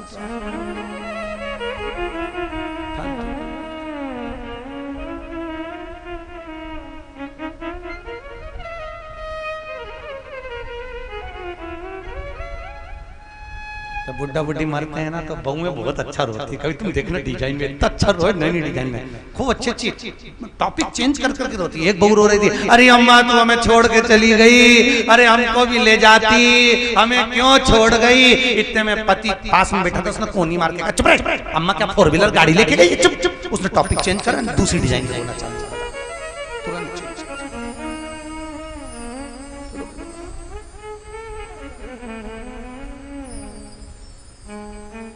अच्छा, ऐसा नहीं, हम पति लोग पत्नी के लिए बहुत सोचते हैं, भले पत्नी कुछ नहीं सोचे। एक पति पत्नी गार्डन में घूम रहे थे और गार्डन में घूमते घूमते सामने से कुत्ता आ गया। अब कुत्ता आया तो पति को लगा ये कुत्ता पत्नी को खा जाएगा और पत्नी को काट लेगा तो बेचारी बच्चों को स्कूल कैसे भेजेगी, टिफिन कैसे बनाएगी, कुत्ता मुझे खा जाए पर पत्नी को नहीं काटे। तो उसने पत्नी का हाथ पकड़ा, पीछे करा, कुत्ता और पास में आया, इसने और हाथ पकड़ के पीछे किया, कुत्ता और पास में आया, इसने सोचा ये पत्नी को काट खाएगा। कुत्ता भी उधर ही था जहां पत्नी खड़ी थी। भगवान क्या करूं, बच्चों को टिफिन कैसे बनाएगी, स्कूल कैसे भेजेगी, मुझे काट ले पर पत्नी को ना काटे। जैसे ही कुत्ता लपका, इसने पत्नी को गोदी में उठा लिया कि मेरे पांव में काट ले पर पत्नी को नहीं काटे। पत्नी को जैसे ही गोदी में लिया, कुत्ता भागा, इसने पत्नी को नीचे उतारा। पत्नी को नीचे जैसे उतारा तो पत्नी गुस्से में लाल होकर बोली, तुम्हारे जैसा आदमी नहीं देखा दुनिया में। दुनिया में लोग कुत्ते को भगाने के लिए पत्थर उठाते हैं, तुमने मुझे उठा लिया। उसको गुस्से में अब बेचारे ने तो भला ही सोचा था। सही बताओ ईमानदारी से, भला सोचा था कि भले ही सोचा, उसकी किस्मत में यश नहीं लिखा तो कहीं करे, कहीं तो करे। नहीं तो ये सोचा था कि उसको नहीं काटे मुझे काट ले, परंतु ये तो सोची बताओ पत्थर की जगह मुझे उठा करे क्या, भाग भाग। पहले इतना घूंघट शंकर भगवान ने खींचा और खींचा और खींचा, जैसे शंकर भगवान घूंघट खींचे जा रहे थे। अब घूंघट तो घूंघट है, सरकारी रोड थोड़ी ना कि खसकते जाओ।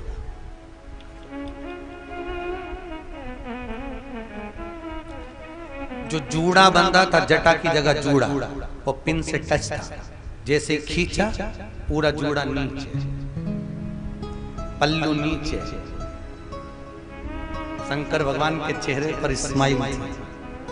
कन्हैया जी ने पूछ लिया, अकेले खड़े हो ना, माँ को कहाँ छोड़ दिया? शंकर भगवान बोले, कौन सी माँ? मैं तो खुद अम्बा। मैं तो कौन सी माँ? मैं तो खुद अम्बा।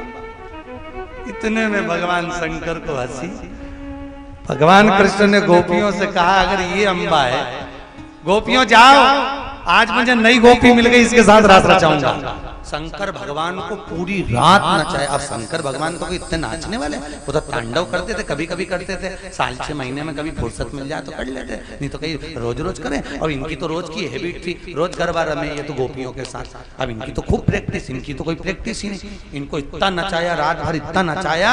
शंकर भगवान दूसरे दिन जब घर पहुंचे कैलाश पे, पार्वती से बोले, सरसों का तेल लिया, हमारा पाँव दबा दे। पार्वती बोली, मैंने पहले ही मना करी थी, गए काय को, मैं तो नहीं दबाऊंगा। कौन ने कहा था जाओ जाओ? मैंने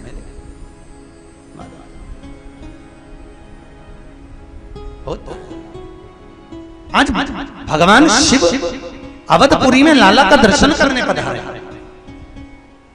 अयोध्या में राम का दर्शन करने के लिए। देखकर भविष्य बता दिया, माँ कौशल्या सुनो, आपके बेटे जैसा दुनिया में कोई नहीं होगा, जगत का कल्याण करेगा। समय के अनुसार जब विद्याध्ययन कर लौट कर आएगा, तब इसको एक संत लेकर चले जाएगा।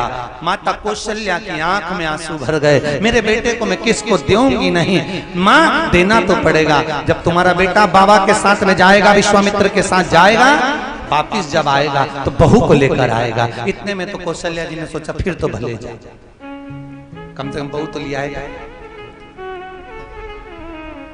अच्छा, बहू की कितनी आशा रहती है ना। बहू पहले के जमाने में बच्चों को डराते थे तो कहते थे बहू आया। आज के जमाने में सासों को डराना हो तो कहते बहू आई, बेचारी खाती खाती रह जाए, अभी तो गई थी कहां से आ, इतनी भय भय।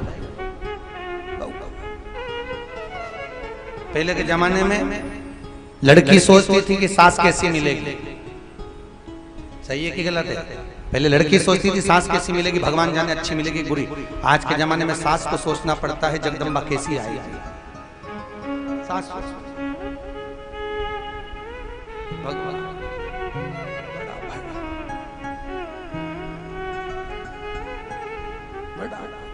शिव जी। समय आया, शिव जी गए, पार्वती के साथ जगत जननी जगदम्बा के साथ विराजमान हुए। बाबा दशरथ जी ने गुरु जी को बुलवाया, कहा महाराज नामकरण संस्कार करिए। संस्कार हुआ, नामकरण कर अवसर जाई, नामकरण कर अवसर जाई, नामकरण कर अवसर जाई, नामकरण कर अवसर जाई। भूव बोली पठाए मुनि ज्ञानी, भूव बोली पठाए मुनि ज्ञानी। मंगल भवन या मंगल हारी, मंगल भवन मंगल हारी। सो सुख धाम राम असनामा, सो सुख धाम राम असनामा। अखिल लोकदायक विश्रामा, अखिल लोकदायक विश्रामा। ओ मंगल भवन या मंगल हारी, मंगल भवन मंगल हारी। ओ मंगल भवन अमंगल हारी। मंगल भवन मंगल हारी। महाराज श्री राम जी महाराज का नामकरण नामकरण संस्कार हो रहा है। गुरु बाबा ने कौशल्या माँ की गोद में भगवान को जब देखा, देखकर कह दिया ये जगत का आनंद कराने वाले, सुख का मूल स्थापित करने वाले महाराज, इन्हीं का नाम जगत का कल्याण करने के लिए 2 अक्षर का राम संबोधन कर दिया। बिल्कुल सीधा नाम, एक ही, क्या? राम। क्या नाम हुआ? राम।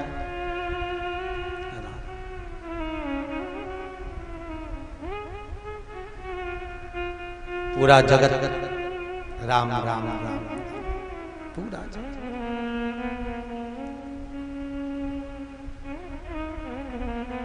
अच्छा, दुनिया के लोग